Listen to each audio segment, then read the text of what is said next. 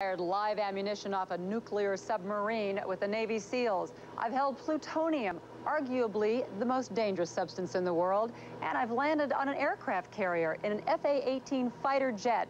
But tonight, on this stage, I will attempt the scariest thing I've ever done. Join me as I go behind closed doors to perform as a Las Vegas showgirl.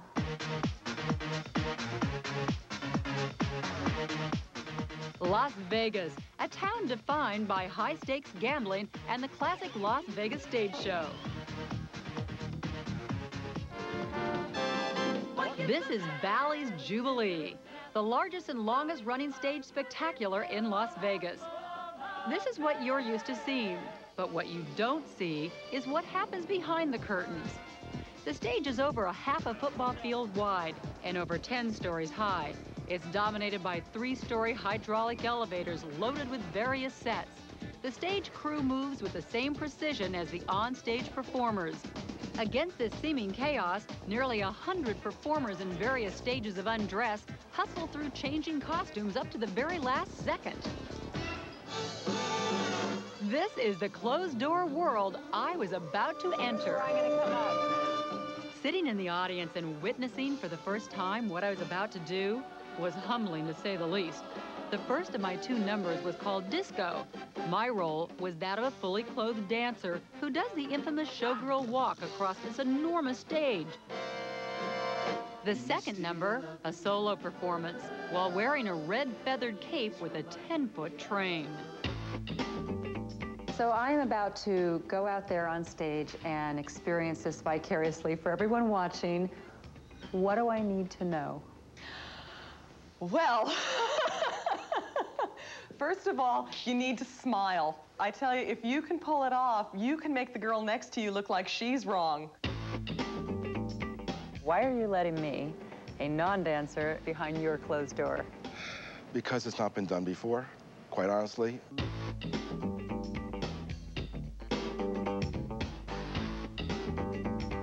This is backstage, not quite as glamorous.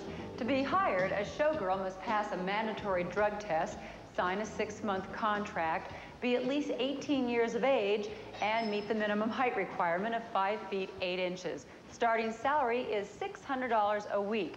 And then each night, you have to clock in and clock out. Thanks. Diane Palm and dance instructor Barbara Brandt met me behind closed doors in the vast Jubilee Theater. What's happened is that you've lost the presentation. All right? Okay, just because I'm counting. Just counting it to the back. I would have 3 days to rehearse. My crash course would be led by Jubilee Company manager Fluff LaCoe. Let's go back and do that again, because now she's getting on her feet and she's forgetting about her arm. Just like that. Too high. Straighten your elbows. There you go. Okay, that's it. Okay. Good. Okay. All She's right. smiling already. That's good. Slow, a slow, fast, 2, 3, 4. You're rushing the turn. Only go to the red and yellow. Don't spread your fingers. Okay? One more time. Sure, okay. So it's 8 fast, 2, Back up. Right. 1, 2, 3, 3, 4, 4, slow, slow. slow. 1, 2, 3, 4. Where were we?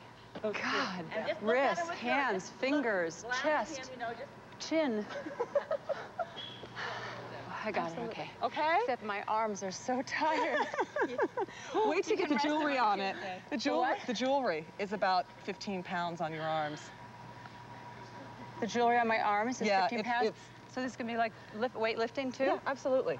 Yeah, it's about 15 pounds. What else have you not told me up to this point? when you're walking as a showgirl. For over 40 years, Fluff has been a principal dancer and choreographer. Today, she's responsible for hiring and firing the entire cast. Some perform covered, some topless. Obviously, when you hire a showgirl that is going to perform topless, at some point you have to take her in a room and look at her body. What are you looking for? Well, I look for girls that are well-shaped, that aren't too large, and that they're not going to be so overly endowed that they're going to distract. Do you think that most people think of showgirls as strippers until they come here and see them dance? Yes, I think so. What they are thinking about as far as showgirls are concerned are girls that work in topless bars. Eileen Ryans is a single mother in her 30s. She's danced topless in Jubilee for 5 years. They hear breast showing, so they think, okay, you in a bar dancing somewhere, and it's not. It's not at all. 21-year-old Michelle Hershoey is a full-time student at the University of Nevada, Las Vegas. Dancing has paid for her college education. Your mom and dad both were performers, right? Yeah, they were. And I grew up in it. I was backstage all the time, and absolutely love it. Now, they've been obviously to see this. They must be very proud that you followed in the footsteps. They cry every time they come here. Really? Mm-hmm. Now, you dance topless, right? Yes. So, but they're crying for joy, not because you're dancing topless. No, they agree with it. They have no problem. I think, Dad might have been a little, that's my daughter up there, but, they've been around it all their life. 36-year-old Anthony Brown is married to a former Jubilee dancer and is the father of 2. A police officer by day, Anthony is one of the 30% of the men who make up the cast. I'll be honest with you. Here I am from Brooklyn, New York, and these women in jewels, and I said, I can't do this because I'm going to be busy looking. I can't do it. I'm going to look at everything around me, and eventually I got it. And I've been here for 6 years doing it. There, okay? Day 2, a new set of challenges. Feathers. 25 pounds of feathers. It was like starting over again. This is not good. This is not good. That meant every arm movement. Don't let me see your palms. Soften your elbow. Don't bounce. There you go. Every hip swing. Let it ride. And I had to do it in front of the Jubilee cast. What these dancers go through day in and day out is exhausting. They have to remember fast counts, slow counts, music cues, blocking, and a smile while wearing 3-inch heels and making it all look incredibly easy.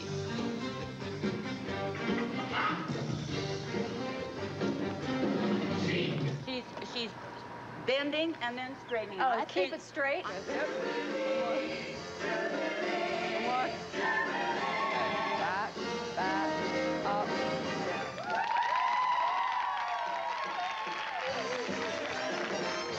You did really well.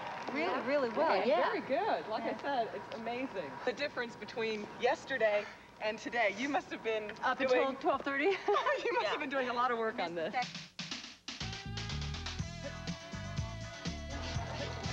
The dressing rooms are far from luxurious. 16 people share a cramped space filled with costumes and props.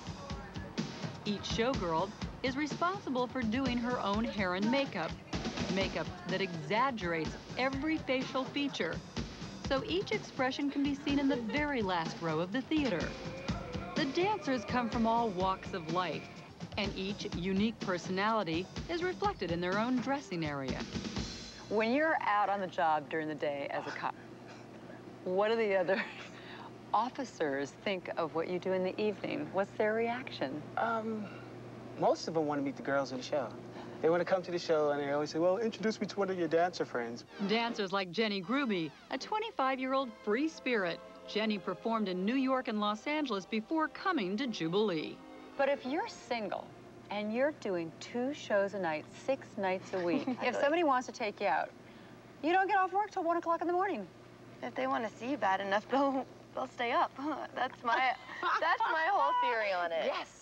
A former Miss Texas, Dana Rogers, is an aspiring country recording artist. Being a principal singer is just her night job.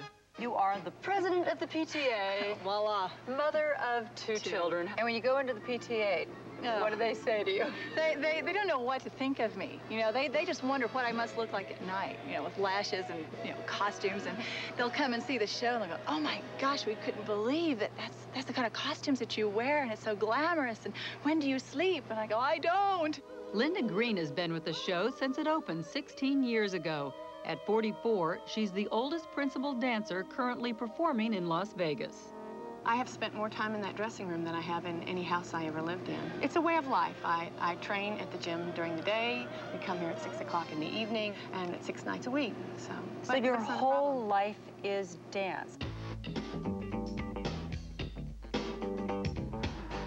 Day 3, costume number 2, 1 more day to go. Just relax, honey. Just relax. And no, we're going to keep yelling at you. What foot? That foot. See that foot? Oh. All that business has to be done. 7, 8. Face front. 2, 3, 4, 5, 6, 7, 8. Stop. I I thought this was going to be the easy one. 1, 2, 3, 4, 5, 6, 7, 8. It's just walking. 2, 3, 4, 5, 6, 7, 8. When we return, it's showtime.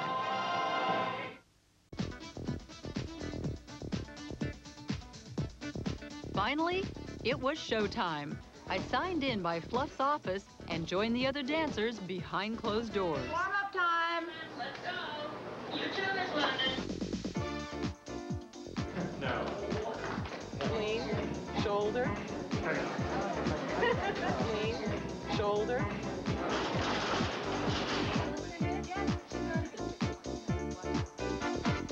While I was preparing for my performance, the show on stage had begun. All right, I'm ready to get dressed, I think. It was time, and Fluff's words echoed in my mind. You can do it. You have the freedom to do what you feel. Just calm everything down. You can do it. 1 minute. Thank you, Fluff. Thank you, everyone.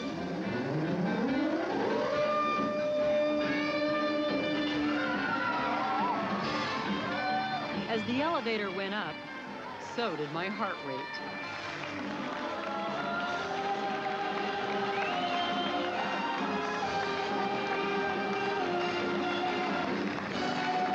But when I felt the energy from the audience, my nervousness turned into exhilaration. At this moment, I felt like a showgirl.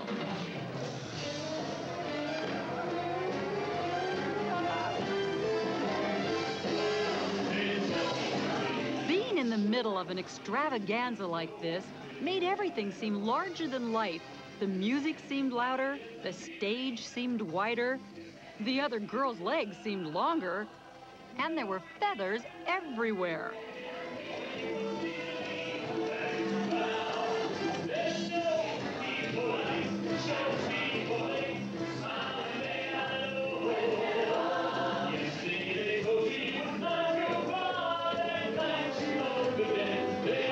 I was still remembering everything they had taught me, but by now, it was fun. The pressure was off. Even the 25 pounds of feathers seemed lighter, and I was having a good time.